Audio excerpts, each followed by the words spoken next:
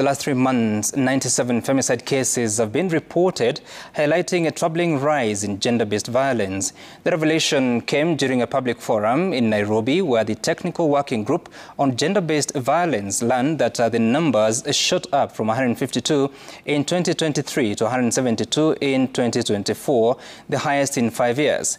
At the forum, various groups, including civil society organizations, survivors, and commercial sex workers, shared moving testimonies with the task force. Ben Kirui reports.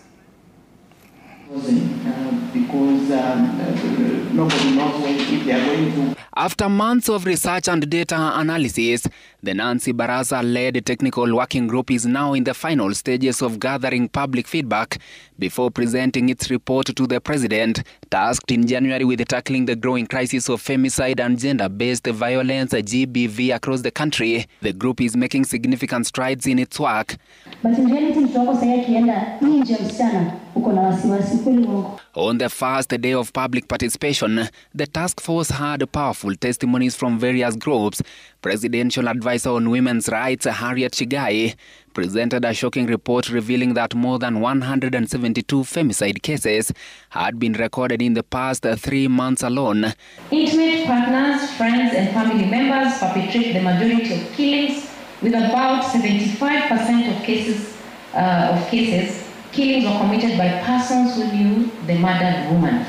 The judiciary and security agencies faced sharp criticism for their failure to take decisive action against the GBV. Civil rights groups delivered emotional accounts of the dangers faced by women, especially those advocating for justice for GBV survivors, who often become targets of violence, including sexual torture. We need to move out of saying, "Huyu alichukua bwana yangu, huyu kizungu sex worker, huyu alikula fair."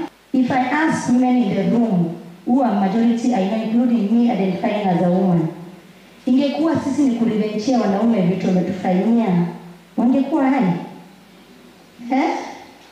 Whether it's in political spaces, tunawasameheana ndio tunawapenda. And that's love. Commercial sex workers also shared harrowing experiences, detailing the abuse they endure, even at the hands of security agencies. I use a part of my body to earn an income. I do not steal. Just like the way a driver is using their hands to drive a car, I use a part of my body to earn an income. I am not taking anyone's rights away. As a woman who is living with HIV, my number one person to protect is my client when I am at work. I make sure protective measures are there and everything. But also the client has their own time to do that. We are all horrified. I'm sure you too have seen it. We didn't know that's what is going on. We find women have been killed in B&Bs. Now we are hearing these are commercial sex workers, but they are human beings. These are people who have been raped since they were 4 years old. We have heard about the broken dreams of so many of them once you have been raped. Many of them sorrowfully lamented that justice has remained elusive for victims of GBV-related killings. There was a case in Nakuru where a murderer was got into the scene dumping a body of a sex worker. We have never succeeded in any case in court. Any person, any perpetrator who has perpetrated or killed a sex worker, they have never been taken to there is no justice for our community. Defenders Coalition.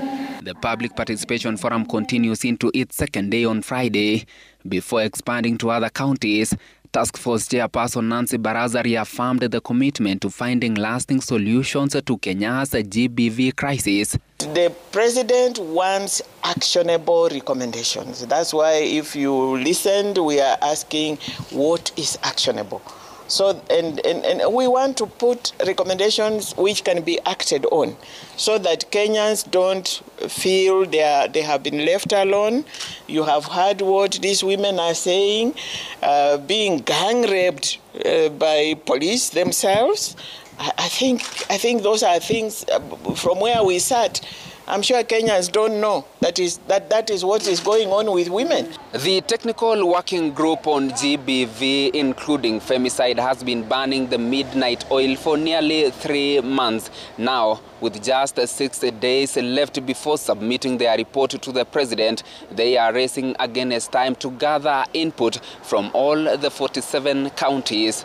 Ben Kirui, Citizen TV, Nairobi.